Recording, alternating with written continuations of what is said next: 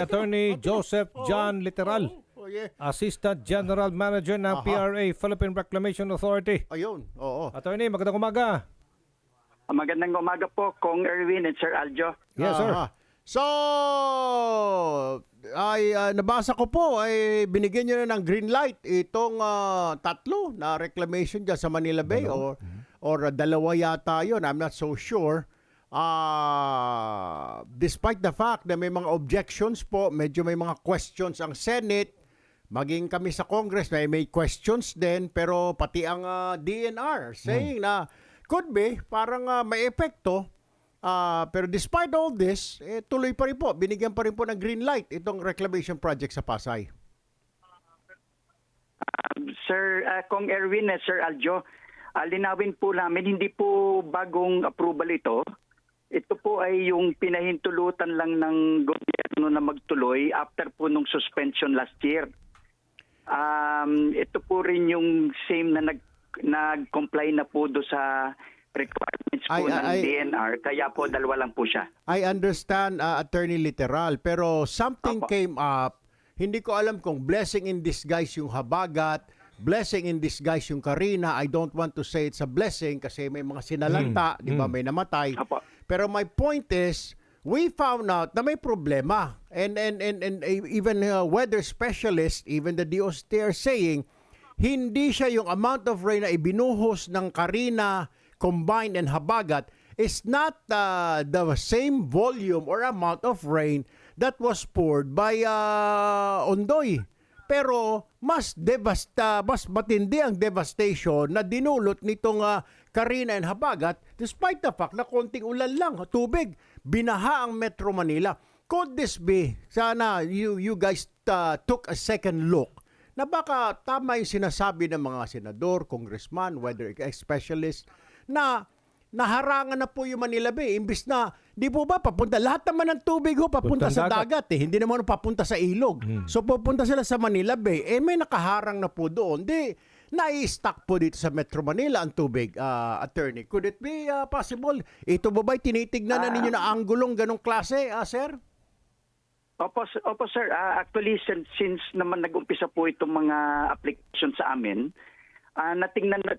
tinignan na po namin ito kasi nga po yun po yung mga requirements. Kaya po nagkaroon kami ng requirements na maging island reclamation po siya, hindi po siya dikit sa ating landmass po ng Rojas Boulevard. Isa po yun.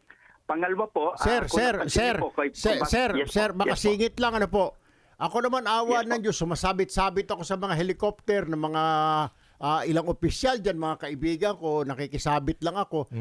Sir, nakadikit po may video po ako na ipapakita ko sa inyo, nakadikit po sa Rojas Boulevard, nakadikit po sa Sofitel, yung buhangin ng reclamation. It's not an island, Attorney. I can show you a video na talagang tinabunan na po, nakadikit po sa Rojas Boulevard, sa Pasay, yung reclamation, Attorney.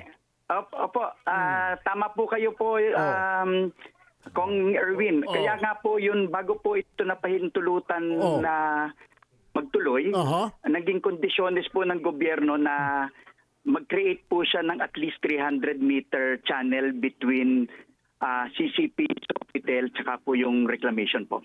So it's not an island, Attorney, because nakadikit po siya, nakabangga siya doon sa sa seawall ng Manila Bay. Entonces, yung Pasay po, nandyan po yung Senate, kaya mataas po yung tubig, nagreklamo po yung mga senador. Binaha po sila dahil nga po dyan. And during the time ng inaprubahan ninyo, wala pa namang Karina, wala pong Habagat. I think summer po ninyo inaprubahan niya. So paano ma-testing? Di po ba? Ngayon lang po na-testing at marunong talaga Panginoon Diyos. Salamat po Lord.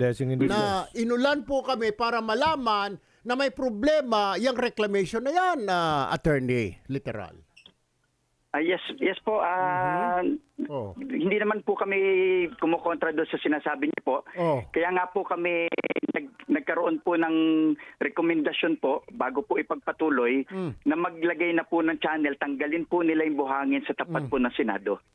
Pero it's still... Tinatanggal na po yan. Matatapos na po ngayong Disyembre po. December. Kailan po nag-umpisa yung paglalagay ng channel, Attorney? Nag-umpisa po ito noong January po. January, ibig sabihin sir, it's not working kasi ang bagyo po last week lang. So Tsaka- hindi po siya effective. Di ba Oh, ba? tama, Aljo? tama.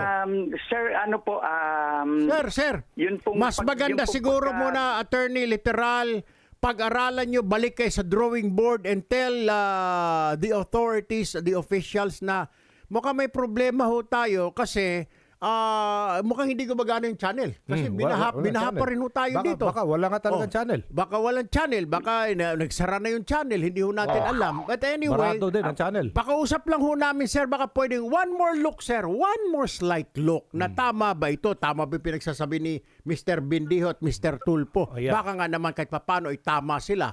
Di po ba? Opo. Ayan. Anyway, sige po, Okay Attorney po. Joseph. Tinitingnan po namin po ulit itong lahat na ito. Reviewin niyo po, sir. Reviewin po, ha? Sige po. Salamat po, Okay sir. po, Thank sir. you po. Salamat po.